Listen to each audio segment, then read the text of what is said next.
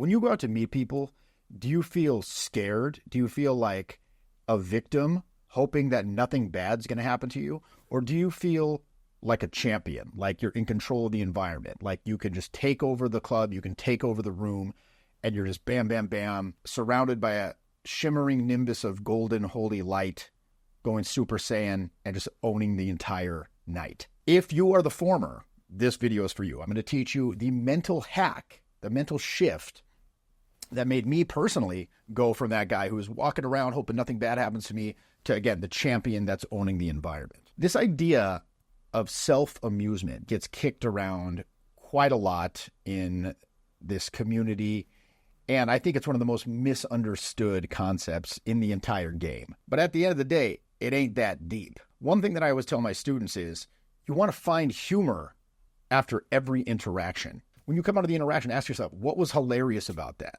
Oh my God, you hear what they said? That was crazy. Damn shit. All right, next.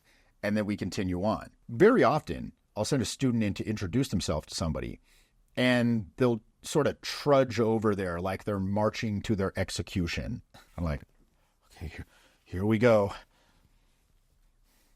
And then when they get a couple feet away, they turn it on. They're like, hey, excuse me. And then they go in. So, all right, let's say that they go in, they talk to him for a little bit, and then the person they approach leaves shortly thereafter. Like, okay, as soon as the person leaves, you'll see the student go like this.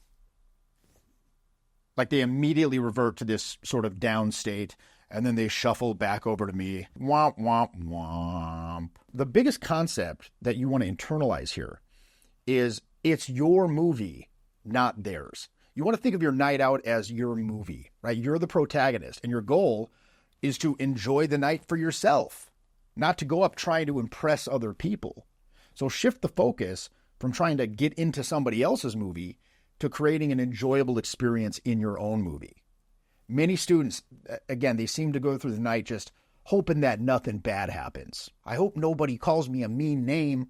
I hope I don't get embarrassed. I hope I don't lose validation, get humiliated, get rejected, get in a confrontation. So instead of derping around with this fear of negative outcomes, you have to adopt a more proactive stance. This means taking charge of the situation and dictating the flow of events in the environment as opposed to just reacting to things as they happen to you. So if this was like a high school movie, you're the bully. You're not the nerd victim getting shoved in the locker. Now, I'm not advocating for actual bullying here, okay? It's a metaphor, but it means you're taking bold actions. It means having the agency in social settings. You're making moves. You're not worrying too much about the consequences. It's like Lil Wayne said, I do what I do and you do what you can about it. You're taking risks. You're being assertive. That demonstrates confidence and control over the environment. These are attractive characteristics, and it leads to more successful social interactions. Regardless of how any individual interaction goes, you always got to find something funny about it after the fact. And this keeps your spirits up. It prevents you from going into that downward spiral of shame, circling the drain of despair, where your night just gets worse and worse and worse. And then eventually you're just like, oh, I'm going to go home. I can't take it anymore. I'm in a bad state. Forget all that. Staying in a good emotional state, it's far more attractive and engaging to the other people around you. One of the core principles of social interaction is emotional contagion. That idea that your emotions and state of mind can influence people around you. Whatever you feel, they feel. It's vital to be genuinely enjoying yourself. In fact, I'd even go so far as to say it is a prerequisite for success. If you're having a good time, it's more likely that the people you talk to are also going to enjoy your company. If you're shuffling around hoping nothing bad happens, they're going to pick up on that too, and they're going to be like, nah, dude, I don't want anything to do with this. Or they'll tolerate it politely for a couple of minutes and then politely excuse themselves.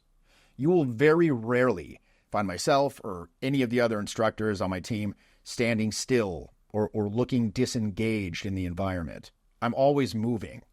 I'm always sort of tapping to the beat, interacting playfully with the environment, maybe singing a little song. I'm a very musical fellow. I'm just keeping my energy up. And it's not just for show. It's about keeping myself in a positive, energetic state. Motion creates emotion. It's an old Tony Robbins axiom that's very, very true. By staying physically active, by staying engaged, we prime ourselves for positive interactions. You don't have to turn it on. It's already there. You can just rip them right into the good energy. So whether it's joking around with friends, whether it's dancing to the music in the environment, or just smiling and looking around and saying what's cool about this place and enjoying the moment, you've got to keep that positive energy flowing. So for example, one game that I like to play, me and my buddy Evil Jimmy invented this many, many years ago. It's a game we call Five. And we'll just stand there in the club and we'll pretend that we're having a conversation with each other, except the conversation, it's just gibberish. So anybody that's standing even like 4 feet away, they can't hear what we're actually saying because the music's so loud.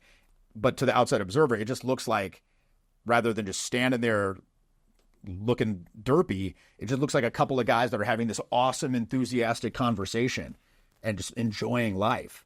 Now, a funny side effect is you'll actually start to feel as though you really are having this awesome, enthusiastic conversation. So I might sit there and I'll say to the guy, oh, yeah, man, Pokemon, purple dinosaur, purple monkey, crayon, Los Angeles Lakers, Obamacare, Donald Trump. You know, of course, he lives in a trash can with Oscar the Grouch and his pet giraffe. He eats pomegranates all day.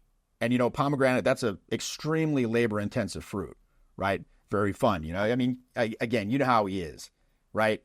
Yeah, exactly. 5.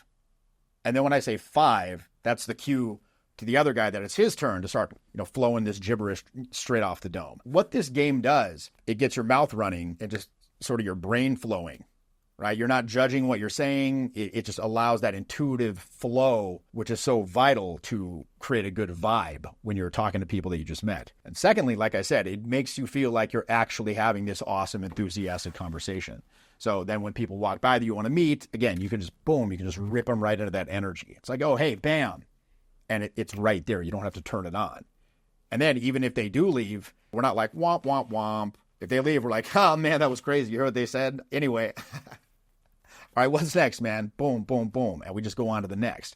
The movie keeps going because it's our movie, not theirs. So that's the first key, is always find something funny about the environment. Always think to yourself, what's cool about the environment here? What's fun right now? Very often I'll run programs in July at the Calgary Stampede. They're playing country music, not really my jam, but when I'm there, I'm the biggest cowboy there. Save a horse, ride a cowboy. That's priming me to just rip people into that fun energy so I don't have to turn it on.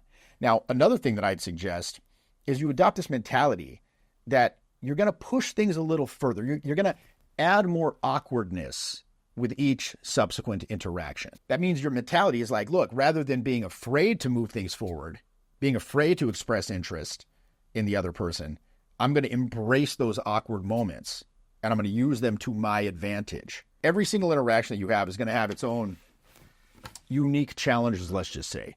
And learning to navigate these confidently, that's definitely a key skill in all this. Now, when I talk about awkwardness, what I'm really talking about or referring to is this concept of introducing elements into the interaction that might feel a little out of your comfort zone right now. This could include suggesting plans to meet up later or even leave together. It could include increasing physical closeness appropriately, obviously.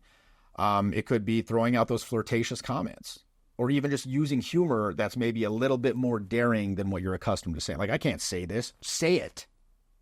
Who cares? See what happens. The idea is to gradually push the boundaries. So with each interaction that you have throughout the night, try adding in a little bit more of this stuff. It's about progressively building your confidence in expressing interest and creating a fun, dynamic interaction as opposed to that old, logical, boring interview-style questions bullshit. And again, this should always be done respectfully and with an awareness of their comfort level and how they're reacting moment to moment. I cannot stress this enough. Having empathic accuracy and demonstrating that you have an attunement to their emotional experience is an absolutely vital component of social skill. You want to have me-you communication, not me-it, where you're just talking at them like they're some kind of object, like this means to an end with no inner experience of their own that you can perceive or even conceive of. That will kill the interaction almost immediately. Now, the good news is you can actually build this skill of emotional intelligence. It's one of the main things you want to work on, in fact. And if you're somebody who likes and subscribes to my videos, you've probably begun that process and are well on the way to developing a strong emotional intelligence. So for the time being, when you go out, Just focus on what feels natural to you right now in terms of expressing interest, in terms of moving things forward. If you come on a live bootcamp with me, we dive very deeply into specific techniques for all of that kind of stuff and much, much more. It's about getting comfortable, gradually increasing the level of engagement in your interactions. The content and the exercises that I put you through on a bootcamp, they provide a framework for developing a very positive, outgoing mindset and vibe that leads to successful interactions. It's about building momentum, it's about staying positive, and it's about learning from every experience. If you look in the description below, you're going to find the link to my live bootcamp programs, as well as my 8-week mentoring, and see my schedule for the rest of the year.